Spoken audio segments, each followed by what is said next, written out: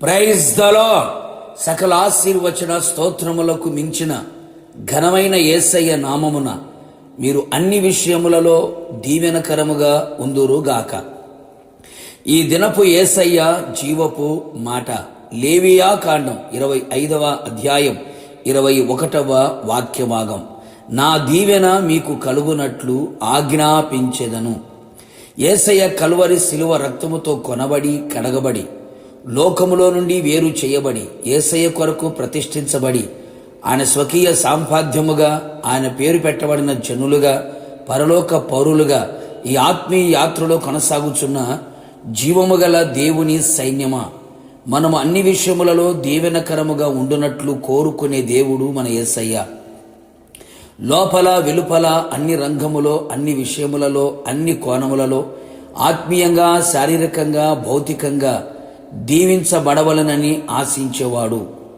మనకు దీవెనకరముగా ఉండనివ్వకుండా అడ్డుకునే ప్రతి విధమైన కార్యమును అడ్డుకొని మనకు సమస్తమును దీవెనకరముగా ఉండునట్లు ఆయన ఆజ్ఞాపించి సమస్తము మనకు దీవెనకరంగా మార్చబోవచ్చు ఉన్నాడు. అందుకు యేసయ్యకు స్తోత్రము కలుగునుగాక. యేసయ్య తన మాట ద్వారా సృష్టి యావత్తును సృజించెను కదా. ఆయన తన మాట ద్వారా స్వస్థతను ఇచ్చెను కదా. నీళ్ళని ద్రాక్షరసముగా మార్చెను కదా. పక్షవాయువుతో ఉన్న వారిని బాగుపరిచెను కదా. 2 పడవల నిండా చేపలు నిండేటట్టు చేశాను కదా. ఇలా ఎన్నెన్నో అద్భుతాలు సూచక క్రియలు ఘనమైన కార్యములను మాట సెలవిస్తే జరిగాయి కదా. మరి ఆయన ఆజ్ఞాపిస్తే ఇంకా ఎన్ని మహోన్నతమైన కార్యములు మహాఘనమైన కార్యములు మనకు దీవెన కలుగునట్లు చెయ్యునో ఊహించుకో నా ప్రియ దైవ జనాంగమా. యేసయ్యకే మహిమ చెల్లునుగాక.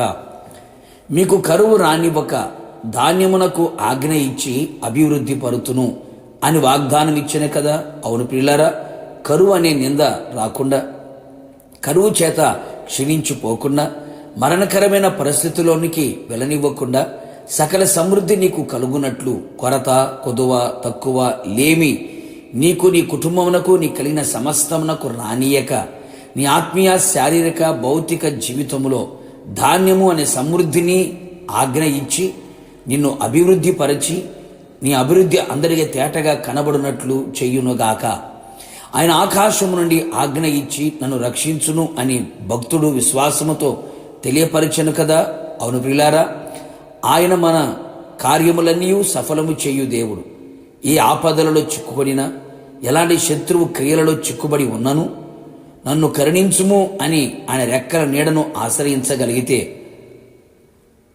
ఆయన ఆకాశం నుండి సింహాసనం నుండి నీకు దీవెన కలుగునట్లు ఆజ్ఞ ఇచ్చి ప్రతి బంధకములు సంఖ్యలు ఉరులు చిక్కుల నుండి నీవు విడిపించబడి రక్షింపబడుదువు కదా.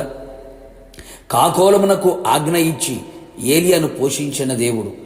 నీవు కూడా ఆయనలో దాగి ఉంటూ ఆయన మీదనే ఆధారపడి ఆయన సన్నిధిలో నిలిచి ఉంటూ ఆయన వైపు చూస్తూ ఉండగలిగితే నీకు దీవెన కలుగునట్లుగా నిన్ను అన్ని విధములుగా పోషించి సంరక్షించి అవసరములను తీర్చును కదా. కావున దేవుని ప్రియులారా, ఆయన మనకు దీవెన కలుగునట్లు ఆయన దీవెనకు మనం పాత్రులగున్నట్లుగా ఆయనకిష్టులమై ఆయన సన్నిధిలో ఆయన కొరకు మనము జీవించదము. నిశ్చయముగా మనకు దీవెన కలుగునట్లుగా సమస్తమును ఆజ్ఞాపించి ఆయన మహిమగల రాకడ కొరకు మనందరినీ సిద్ధపరచునుగాక. ప్రార్థన. కృపగలిగిన మా తండ్రిని పరిశుద్ధమైన పాదములకి స్తోత్రములు. గత కాలమంతయు మీ కృపలో మమ్మల్ని దాచి భద్రముగా సురక్షితముగా క్షేమముగా నెమ్మదిగా మమ్మల్ని బ్రతుకున్నట్లుగా మీరు చేసినందుకే స్తోత్రాలు. ఆత్మ ప్రాణ శరీరములకి చాలిన దేవుడుగా మీరు ఉన్నందుకే మీకు స్తోత్రము నాయన. మాకు దీవెన కలుగునట్లుగా సమస్తమును మీరు ఆజ్ఞాపించబోతూ ఉన్నందుకై మిమ్మల్ని స్తుతించుచు ఉన్నాం.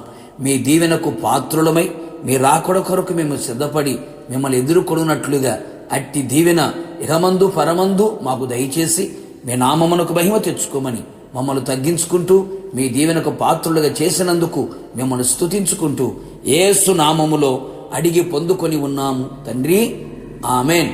నిశ్చయముగా మీరుని మీ కుటుంబ సభ్యులందరూ ఆయన దీవెనకు పాత్రులుగా మార్చబడుదురుగాక. God bless you.